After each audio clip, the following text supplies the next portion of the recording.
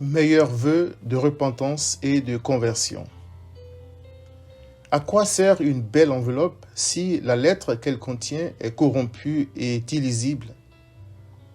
Que te servirait-il de gagner tout le monde en 2022 si tu perdais ton âme? Ou que donnerais-tu en échange de ton âme? Matthieu 16, 26.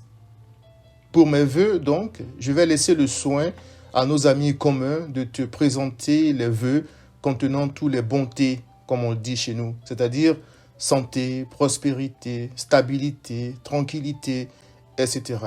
Je te souhaite de les avoir en abondance, si telle est la volonté de Dieu pour toi. Quant à moi, c'est le salut de ton âme qui m'intéresse principalement. Beaucoup d'hommes croient, dans leur ignorance et leur rébellion contre Dieu, qu'ils ont forgé leur propre réussite sans l'aide de Dieu. Ils rejettent Christ en se glorifiant et se souhaitent aux uns et aux autres une bonne et heureuse année en s'encourageant à croire en eux-mêmes. Ils vont jusqu'à insulter Christ et mépriser ceux qui le suivent en les traitant de paresseux parce qu'ils ne sont pas aussi riches qu'eux et de stupides parce que les croyants ne sont pas aussi astucieux qu'eux dans les affaires de ce monde. Ces gens ne savent pas que c'est Dieu qui enrichit qui il veut, même ceux qui le détestent. Lisons une prière que le roi David adressa à Dieu. Béni sois-tu d'éternité en éternité, éternel Dieu de notre Père Israël. À toi, éternel, la grandeur, la force et la magnificence, l'éternité et la gloire, car tout ce qui est au ciel et sur la terre t'appartient. À toi, éternel, le règne, car tu t'élèves souverainement au-dessus de tout. C'est de toi que viennent la richesse et la gloire. C'est toi qui domines sur tout. C'est dans ta main que sont la force et la puissance, et c'est ta main qui a le pouvoir d'agrandir et d'affermir toutes choses. 1 Chroniques 29, versets 10 à 12. Dieu a donc le pouvoir d'enrichir ceux qui croient en lui et craignent son saint nom. Mais sur terre, il préfère la prospérité de l'âme de ses enfants à leur prospérité matérielle parce qu'il leur réserve une éternité de gloire.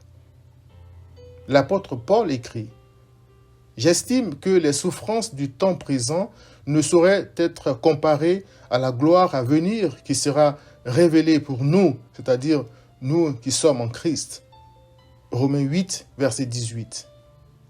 Mes vœux pour toi donc, cher ami, qui continue de rejeter Christ, soit parce que tu crois n'avoir pas eu besoin de l'aide de Dieu pour être là où tu es présentement, sont des vœux de repentance et de conversion, non pas à une église, mais à Christ. Dieu donne et reprend. Il élève et abaisse qui il veut. Que Dieu t'épargne donc la souffrance en 2022. Mais pour t'amener à quitter la voie de la rébellion et sauver ton âme, il te mettra certainement dans des situations très inconfortables. Dieu envoie la souffrance parce que c'est dans la souffrance en général que l'homme se souvient de son Créateur. Mais Dieu n'est pas sadique, il ne prend pas plaisir à nos souffrances. Il envoie les difficultés pour pousser le rebelle aussi bien que le croyant qui persiste dans le péché, à la repentance et au changement. Je ne sais pas de quoi 2022 sera fait pour toi, mais je sais une chose, c'est que Christ sait tout ce qui va se passer en 2022. C'est lui que Dieu a envoyé pour effacer tes péchés et te réconcilier avec lui-même afin de sauver ton âme. 2022 pourrait être plein de bonheur pour nous tous ou catastrophique, mais les temps et les circonstances sont entre les mains de Dieu. Lisons une autre prière adressée à l'Éternel, cette fois par Daniel. Béni soit le nom de Dieu, d'éternité en éternité. À lui appartiennent la sagesse et la force. C'est lui qui change les temps et les circonstances, qui renverse et qui établit les rois, qui donne la sagesse aux sages et la science à ceux qui ont de l'intelligence. Il révèle ce qui est profond et caché. Il connaît ce qui est dans les ténèbres et la lumière demeure avec lui. Daniel chapitre 2, versets 20 à 22. Dieu, qui a le pouvoir de changer les temps et les circonstances intenables, a fait chair cette lumière qui demeure en lui afin de sauver le pécheur.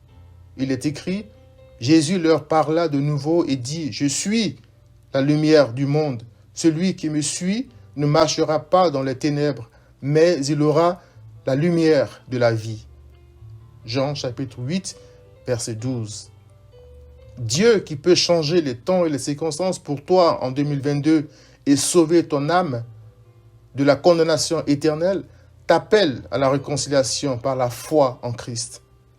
Dieu qui connaît ce qui est dans les ténèbres, comme le dit Daniel, t'appelle à croire en Christ afin de sauver ton âme des pièges que Satan t'a tendus dans les ténèbres pour te traîner avec lui dans une condamnation sans fin.